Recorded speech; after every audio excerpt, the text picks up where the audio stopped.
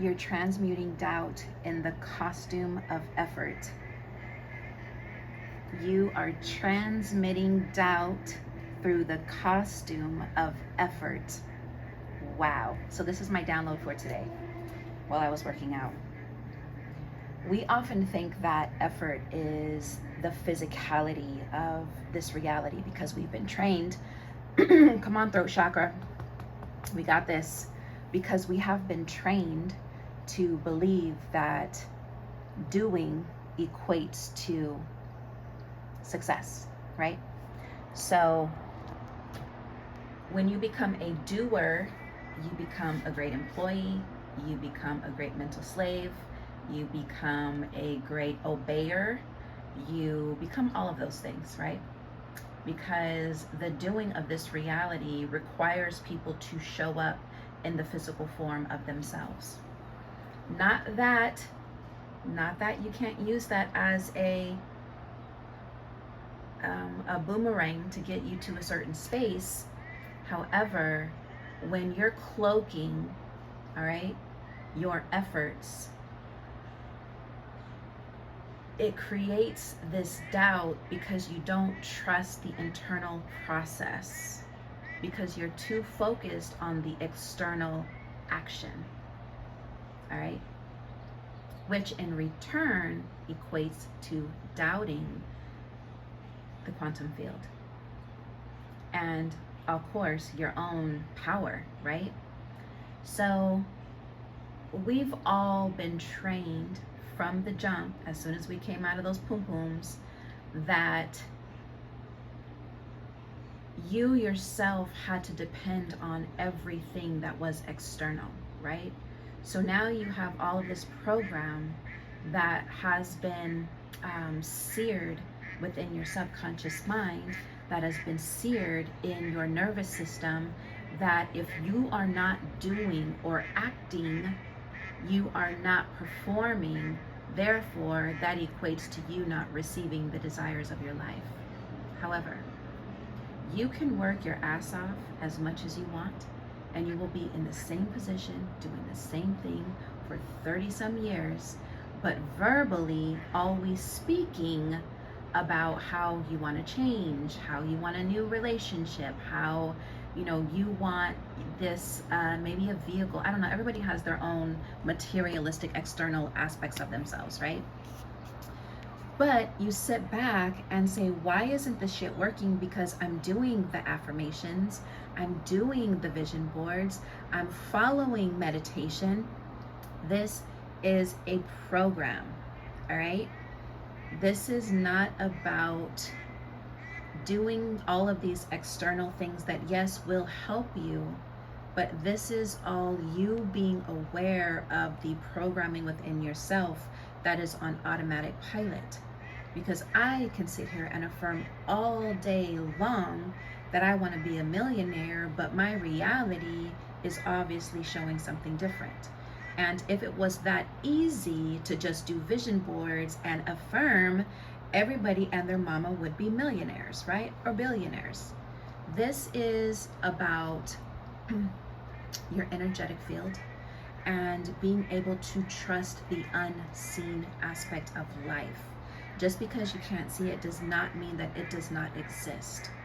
And the more that you enter into your body, all right, the more that you reprogram and observe the automatic pilot memories and things that you've been attuned to all of these years, and you begin to sit back and be still and observe what you naturally do, you begin to acknowledge and have coherence, because now you're taking accountability for your energy, all right? And you recognize the aspects of you that are on automatic pilot. And I always like to use this example. I don't know how it's going to show up on the screen, but this is my left hand. In school, right hand, in school, all right, and this is where it all starts. Well, it actually starts with your parents, but in school, we've been programmed to write with our right hand, right? That's the majority. The great percentage, everybody writes with their right hand. The right hand is controlled, or well, let's say the right side of the body is controlled by the left brain, which is pure logic. The left side of your body, which if you try to use your left side and your dominant right, the left side is going to be harder for you to use, because now we're starting to talk about the right hemisphere of your brain, all right, which is creativity, which is emotions, it's dynamic, and it doesn't deal with the logical aspect of life. The right and left hemisphere of the brain are important, because if it wasn't, we wouldn't have them.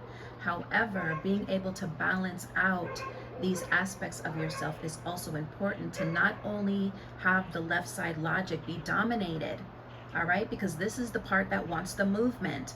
This is the part that wants to wake up every day and go get the job and go do this. And this part wants the stillness, the creativity, the tapping in, all right, the honoring of the divinity.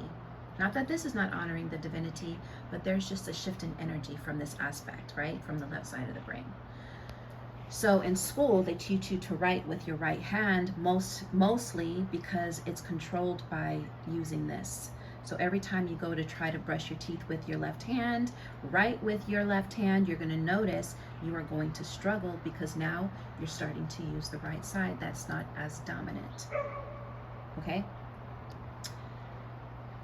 Creativity in our lives and being able to recognize when we are moving from logic is very important, because some of us have the creativity, but everything in our energetic field and all that we are on a quantum level, on a micro, on a macro, is being cloaked right now, because we've been trained to think that we are only physical beings, and we only wake up every day to go to work, and we only wake up every day to take care of our families. Like, it's a very robotic lifestyle. So once you begin to open up these avenues of yourself, and you begin to sit back and observe what is on automatic pilot, you'll begin to realize all of these automatic pilot programs that you're on is actually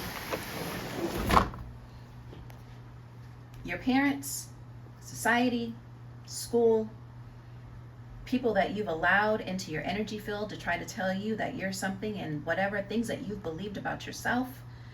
And the more that you begin to fine tune, right, you begin to reprogram these things, that is when the external aspect of yourself begins to shift.